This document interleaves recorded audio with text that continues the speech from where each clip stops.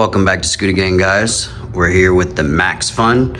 This is the 500-mile review. The scooter's performed very well for me outside of a couple small software glitches. And in the scheme of things, the software glitch is not too big of a deal because we can update that with firmware and hopefully fix everything. So we're gonna be doing that today, a little firmware update on this, which will end up resetting our odometer. That's why I wanted to wait until I get the 500 miles. So let's hop right in. All right, we'll start at the top and work our way down like we always do. This handlebar and this grip are aftermarket. Stock ones on this didn't have any locking mechanism. I like these ones that have dual locking rings, right? And a bit more grippy and soft. So you'll probably upgrade those if you have this scooter. And the handlebars themselves, they were all right. I just really prefer these super long handlebars. They're about 760 millimeter carbon fiber ones. I put them on almost every good scooter I have back there. It's something that just me personally, I prefer to do that. Some of you might do, most of you probably won't do, but it is something that I like to show. I always upgrade two things on all my scooters that I like. I upgrade the handlebars and I upgrade the tires. And these PMT tires, they're already on there, so there's no reason to upgrade those. That's something this scooter is almost like a cheat code this scooter has, where it has one of my main upgrades already on it. Really makes the scooter ride nice. But the other main upgrade, like I was saying, is handlebar. You guys may like a bit longer. It sort of gives you better high-speed steering, better control at high speeds. Fine-tuned steering is what I would call it. Let's turn the scooter on here. This is the standard button module. You see this on like a Nami and things like that. Power, mode, minus, plus. So we're gonna hold the power, turn it on. Now, I'm gonna show you just how great this throttle is. It does have a bit of dead zone, which is all right. You do want a little slack so that if you hit a bump or something, you don't whiskey throttle it. Top speed on this scooter on the stand is about 45, 47 miles per hour. On the ground, I'm getting about 40, 42, depending on the day. It's plenty fast for most sane people, right? But the throttle here, this is a standard throttle you'll also find on the Nami, but it has very good throttle mapping with the screen and the controller. So let me show you that really quick.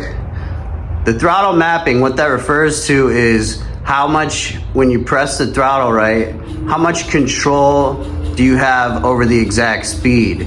So see, here we can notch it up tiny increments in speed, right? And have total control during takeoff and even at high speeds, right? Say we're at 27 cruising and we want to go a little quicker, 28, 30, 31, 32, 33. It's very, very good throttle control compared to most scooters. And what that gives you is a really safe feeling ride because obviously you're in full control. There's no jerkiness like square waves or even sine waves that don't have good mapping. So you want something like this where the mapping is just really, really good. Now we can scroll through our other settings with this.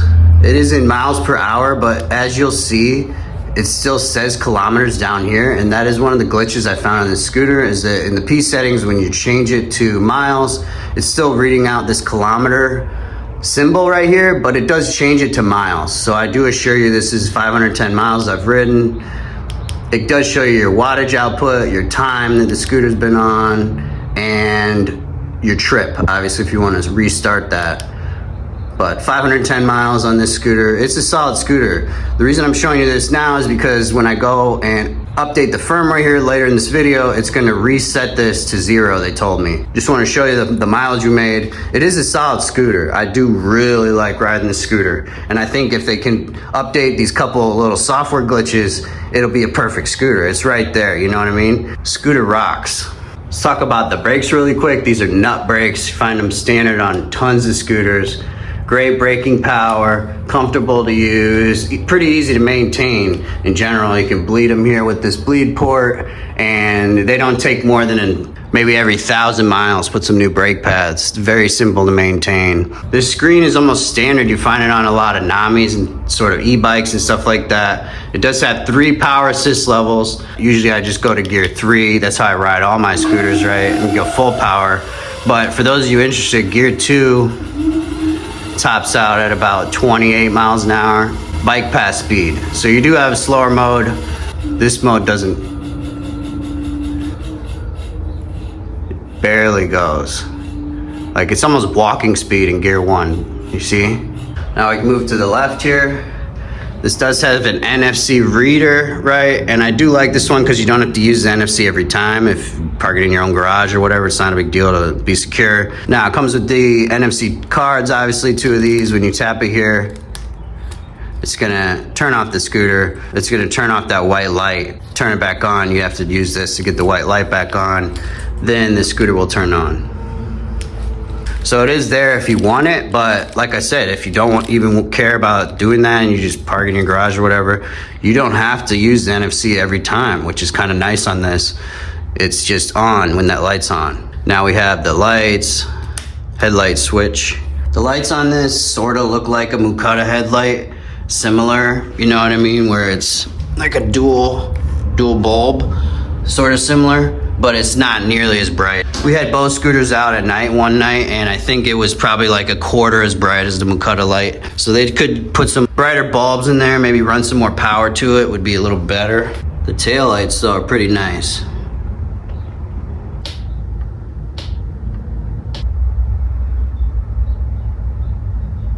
And then we've got, say, our beeper horn. I've never used it while I'm out riding. I never use those, honestly. It's kind of rude in my opinion. You should just say on the left, unless it's like an emergency situation, obviously, but there if you need it. This button cluster is pretty standard part. You can find this on Amazon and stuff. So that is a good thing. A lot of these parts are standard. You can find them in a lot of places, but one thing about this scooter you really gotta know is that they've made every single item plug and play, and then it has a very nice, it's hard to see here the way I have it covered up, but it has a very nice what's called a wire harness. So all of the wires are plug and play and combined into one wire that comes down the stem, and then it separates back into more wires underneath, right? So most scooters for the last 5 years, every single component would run a separate wire down to the bottom, right? But they've been getting smart now, and they've made specific wires that can basically make all the wiring way more efficient and get rid of a lot of that extra wires. This scooter is definitely one of those where it comes down to a very small amount of wires here. And I might take this apart here just to show you, but I obviously had to take it all apart when I put these handlebars on, and I don't really want to take it apart again. Just like even this InMotion RS, similar here. This one I have opened up, I can show you what I mean. So each one of the components, right, is sort of plug and play and comes into a thing like this, and it all combines into one wire, right? So it's similar to this InMotion, right? Not exactly the same wiring, obviously, but this scooter has the same thing going for it here. I think we've covered the whole cockpit here. Let's move down the stem a little bit. This does have a little folding hook for when you fold it, and we put a bag on and a cup holder. You just ignore that stuff, but MaxFun. The folding mechanism on this is similar to some other scooters I've seen before. Nan Robot, even this Roadrunner RS5 over here has the same folding mechanism as this. Basically you unscrew it, this little thing comes out, it folds back, has an extra little safety pin right here. I don't mind the folding at all on this. It's plenty decent, and most importantly, when you tighten it all the way down, back down, it doesn't come loose. So even when I just tighten it by hand like that, it's tight enough that I don't have to go retighten that now while I'm in the middle of my ride or whatever, or even tomorrow, the next day. It stays really tight and it doesn't come undone. Move farther down, you see a very sort of 010X VSET 10 Plus look here. Very familiar to a lot of C-type suspension scooters, and I'm not exactly sure who's in charge of this brand, but I do know that it's somewhat affiliated with some other known brands, but they wouldn't even tell me exactly what the story was, and I don't really care because the scooter rides really, really good. I can at least tell you that the scooter is phenomenal. And for the price right now, it's $17.99 on sale. They emailed and said they would extend that just to the end of the month for us. If you guys pick it up at that price, it's a great deal. It's one of those things where there's a lot of brands out there, and they've started making new sub-brands. A lot of different parts coming from a lot of different scooters. You don't really know what's happening anymore these days, let's be honest. But it does have some stuff that you won't see anywhere else, like the controllers. I did open it up when I first got it and checked it out. They seem to be proprietary controllers that I don't think are on any other scooters. They're 30 amp controllers, which is plenty for this because it's a 72 volt scooter. The voltage makes up for the lower amp controllers. If you think about a Visa 10 Plus or a Roadrunner, right? Those are 35 amp controllers, so they're gonna be faster, right? It's only 30 amp. But in fact, the 72 volt makes up for most of that, if not all of that difference. It's a very quick scooter. You do the math, it's 5,000 watts, right? When you compare it to something like these, right? These are about 4,300 watts. They're about equal speed to this when this is around half battery. It is quicker on the top half of the battery. It is a hair quicker, maybe 15% quicker than your standard VSET or Mukata. From that standpoint, it's fun to ride. It is a MaxFun experience. I do appreciate the name they gave the scooter because it is a fun scooter. It's a very fun scooter. It's zippy, it's powerful, and let me tell you right now, I haven't really talked about this yet, but these tires are the best tires you can get. I put these tires on every 10-inch scooter I get, PMT E-Fire. The tread is meant for year-round use. Obviously, this is for wicking the water out from the tire. And the grip on these is phenomenal. This is real Italian rubber versus all stock tires on almost all scooters these days are made of nylon, aka plastic. So you're riding on plastic stock tires versus this scooter, they have unlocked the cheat code and put the ultimate tires on it from the get-go. These tires reduce road vibrations, they ride more evenly, right? It's not just that they look better, it's that they ride way better. They last about 2 times as long, so you do less tire changes. They are a little bit more expensive, but you get what you pay for in life. And with tires especially, there's no reason to buy any scooter these days that's over $1,000 and not invest in good tires, because this will absolutely change how your scooter rides. And to me, it makes this scooter, right? Without those PMT tires, this would just be another everyday average scooter to me. And with those PMT tires, it rides amazing, and I really enjoy riding the scooter. So yeah, it is like a cheat code. It's not like the MaxFun invented the PMT tires, but they are one of the very first brands here that's putting them on stock on a 10-inch scooter. Okay, I don't know any other brands that are putting these tires on stock. So they do care about your riding experience, obviously, and how the scooter rides, right? Because most scooter brands just cheap out, put a $20 tire on or a $10 tire on here, right? And send it to you and let you deal with upgrading the tire. Off the bat, you're starting off really nice. You got great brakes, right? The nut brakes, and you got great tires. Literally gives you about 2,000 miles right there of very low maintenance riding, all right? These tires are fantastic for all types of roads and bike paths. Like, the grip is next level. It's the tire you need and you want. From that standpoint, you save the time of doing all that work and research and nonsense, and they just give you the best tire, right? Why is it your job to know what the best tire is when you're buying a good scooter? They should just put the good tire on the good scooter and give it to you, right? And that's what they've done here with MaxFun. They do have really sexy, I would call them carbon fiber, but it's plastic, right? It's plastic with carbon fiber design, but it's nice. Can't fault that. It's nicer than most scooter fenders. Very strong. Like, I can't even barely push it down with my hand. The swing arms, they're beefy. Sometimes you get scooters and they're just weak feeling. You know, this is not a solid build. Very solid feeling. It takes the dirt well. I didn't even really notice that, but I haven't really washed this in 500 miles. Holds that dirt really well, and nice looking scooter. You do like the design of stuff like the grip tape, the sort of hexagon grid, and all of this. They've done a nice job aesthetically on this scooter. It's a beautiful little scooter. Now, I think one of the main things that we didn't really talk about is the battery here. Obviously, this has a 72 volt, 24 amp hour battery. You can see it right here is the label. How much range or how much power or whatever can you get out of a 72 volt, 24 amp hour battery? I'm just gonna do a little breakdown here for you guys and compare it to my daily driver, the Mukata here. This is a 60 volt, 28 amp hour battery that it's in here. How can you compare a 60 volt battery to a 72 volt battery on range? If this is how you do it, you multiply your voltage by your amp hours, and what that gives you is watt hours, right? So for this scooter, we do 72 times 24. That's gonna give us our watt hours. For this scooter, we do 60 times 28, and that's gonna give us our watt hours.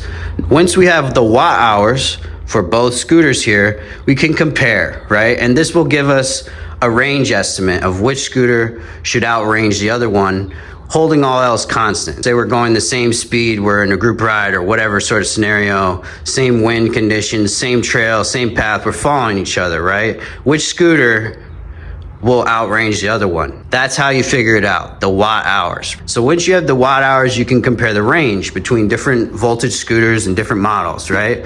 That's useful, right? So that really tells you that the range is good on this. I do get about 20 to 25 miles on it, depending how fast I go. I've never killed the battery, I've always made it home. Plenty of range. The voltage sag is pretty high on it because it has a smaller battery. 24 amp hour battery, right? When it gets down to half, you're starting to voltage sag down to 20%. So you really do have a lot less range on the low end of this battery, but on the top end, it's very fast and fun. So now you know how to compare the watt hours between different scooters. That's how you're gonna compare something like this battery to something like that battery. Even though they're different voltages, which one will get more range? We can do a similar comparison with this Roadrunner here really quick while we're at it. This is a 52 volt, 32 amp scooter. So we do 52 times 32, that gives us our watt hours. And that's gonna tell us where it is in the mix with these scooters as well. All three of these great range scooters. Keep that in mind. This is the top range Mukata, biggest battery, right? And these two are keeping right up with it. Biggest battery, RS5, biggest battery, MaxFun for now. Who knows? There's a bit of extra space in here. They could fit some more cells if they wanted to make this at least 32 amp hour scooter. Overall though, guys, it's a really nice scooter. And for a new brand, I tell you what, I get some new brands in here where I have a list full of complaints, 20 things long, right? And that's the point. It's so bad I can't make the review. So for a new brand like this to come in and only have a couple software glitches from me, that is almost an A+.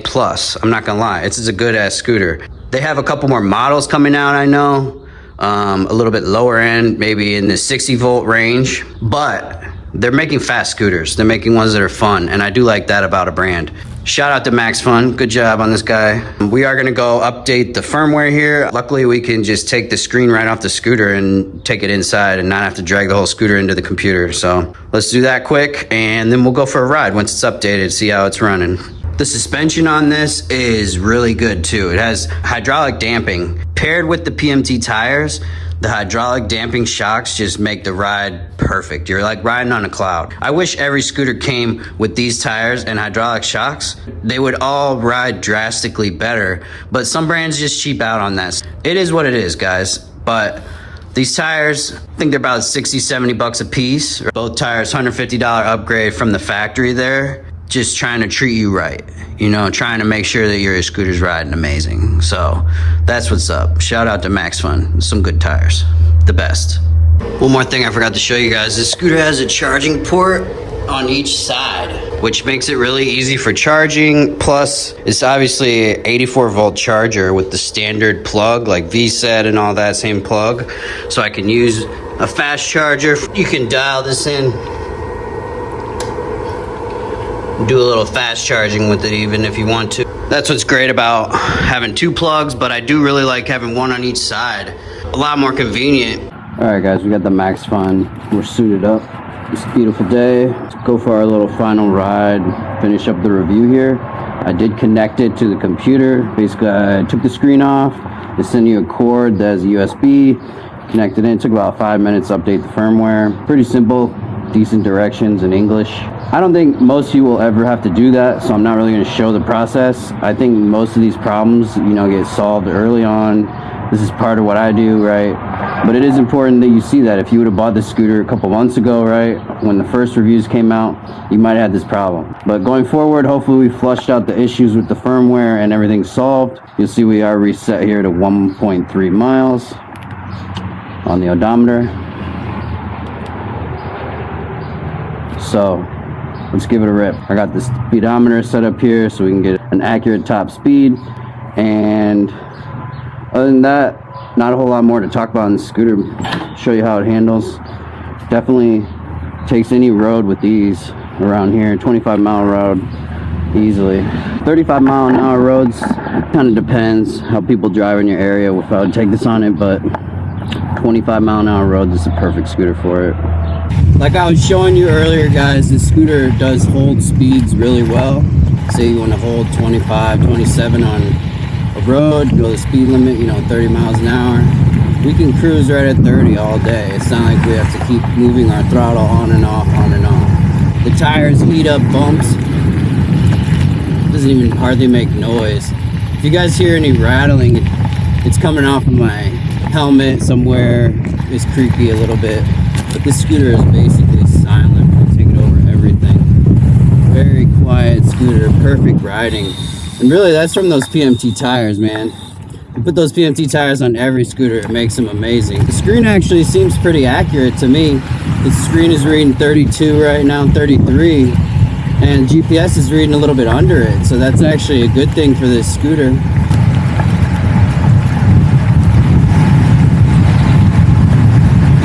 Really smooth over all sorts of potholes and whatever is in your sea.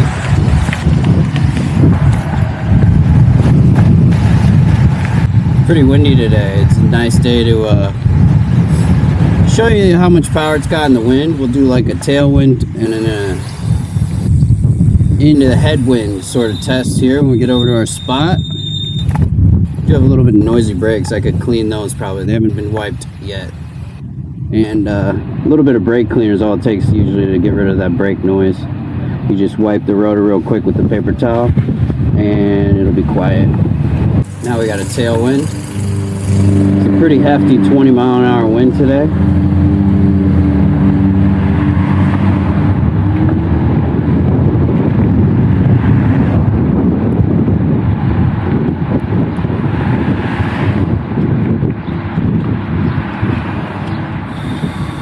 It's a lot quieter for us though when we were going 20 miles an hour and we have a 20-mile tailwind. Have you noticed?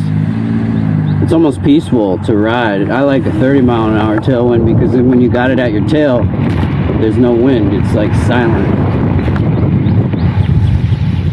Interesting if you had ever thought about that concept of the wind while you're on the scooter. It affects you so much more on a scooter than on a bike or on a motorcycle because you are standing up. You're a lot more prone to those gusts. Looking like that screen is super accurate right now. We're reading like 30 on both. 29, just coasting it. 27, 26, yeah. I'd say the screen is very accurate.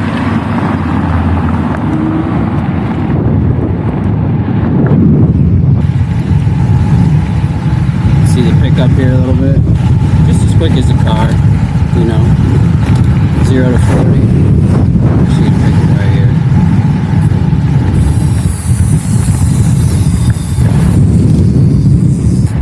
Alright, we're going to run a couple top speed tests. Tree work ahead. Damn, right in our top speed spot. Looks like we can squeeze through here and still do our test. Audio, let's see if we can hear that.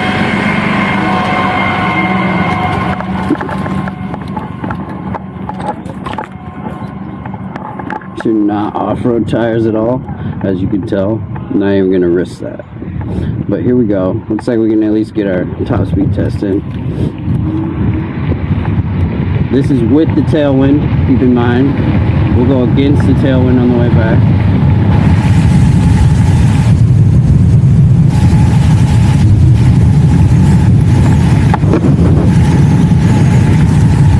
Like 44 on the screen, 41 on the GPS, 42 on the GPS. Alright, let's see how much the headwind affects us here.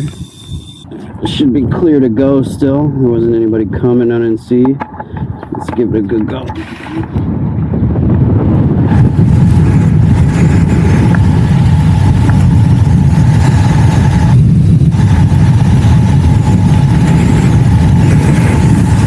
looking like 39, 38 this way. 39, 42 on the dash still. 40 on the GPS. So you go 40 one way, 41, 42 the other way. It's about a 41 mile an hour scooter, give or take. It's a 72 volt scooter, so to me it could theoretically go faster. I do think they have it a bit speed limited to around this top speed. It rides great. There's never any overheating when I'm riding at full speed for long periods of time. Right, you can take this out and just take a 35 mile an hour road for 20 minutes, and at the end it's not overheating or anything. It's programmed well to the point that you can use it to its maximum use without any sort of issues, which is probably the reason that they sort of speed limited it to 41-ish, because it does feel like the scooter has a little more. You just don't quite get it. You can't get it past 41-ish. Let's go take it up this way on the road here a little bit. Show you how it handles the road. This road coming up really sucks. Has a ton of big ass potholes and gets really kind of nasty around the stadium area.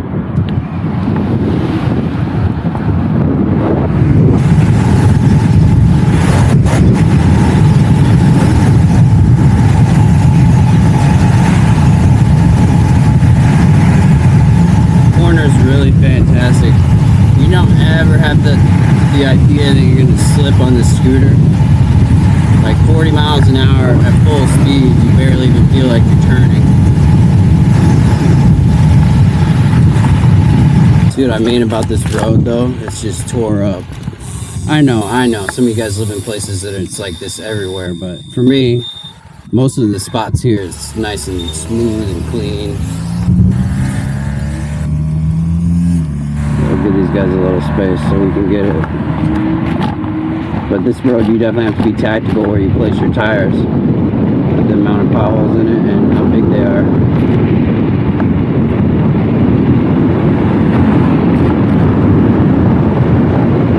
But as you can see, handles easily even with 10-inch tires.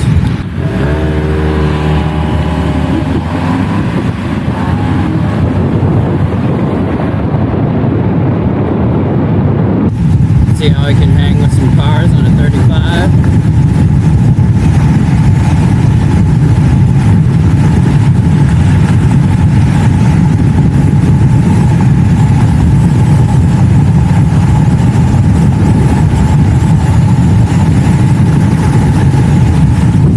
We're in 42 into the wind right now on GPS. So this scooter's got enough torque to keep top speed into the wind, up a little hill even. It's not a problem with the lack of power because it's 72 volts. Always gonna have the ability to keep your speed up with this. That is the advantage of this scooter over something that's 52 or 60 volts even. It's harder to keep your top speed, especially later in the battery, with the scooter.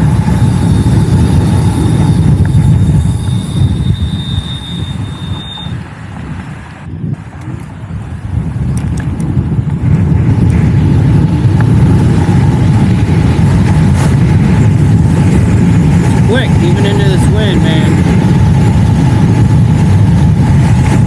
42. The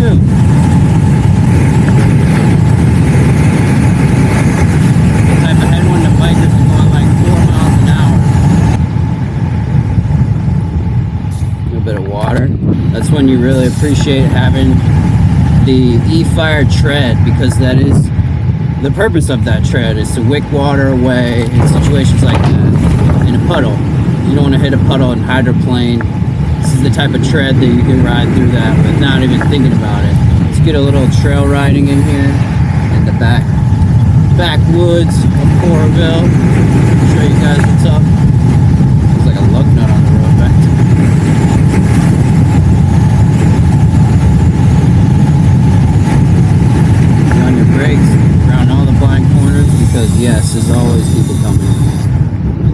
people coming, especially in the spring days like this where it's super nice.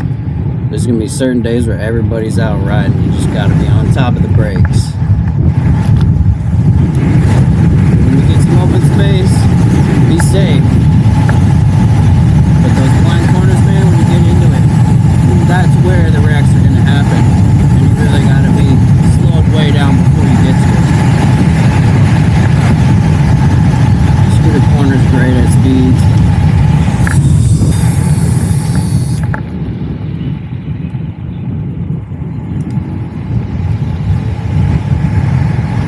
This is my favorite trail, guys.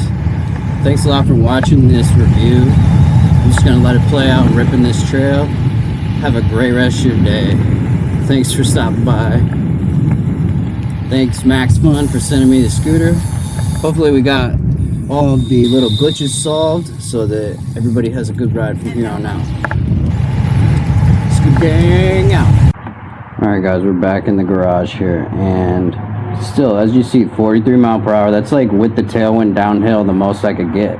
That's also like the most you can get into the headwind. So to me, it's almost electronically speed limited to about 42, 43 miles per hour. It keeps everything from ever overheating. That's the benefit of something like this, where it's over-engineered. It has extra voltage than you really need for a 42 mile per hour scooter. But what it does then is it doesn't overextend the battery as much, in my opinion, as an equivalent, say, 60 or 52 volt scooter. Because guess what, guys? If you don't know this, every scooter here runs on two things: volts and amps, right? And your volts times your amps makes your watts. And at the end of the day, amps is what creates heat, voltage does not. So if you have a higher voltage but a lower amps, like this scooter, 72 volt but only 30 amp controller, it's going to run cooler, it's going to run better, and it's going to run longer before anything overheats. So that's the main advantage really of this scooter over an equivalent 60 or 52 volt scooter, is just the overheating of it. More efficient. Does that matter? It's up to you. I don't really know if it matters. I'm just pointing out the facts. And that's kind of the reasoning behind why they have this scooter and why it's designed this way with this battery.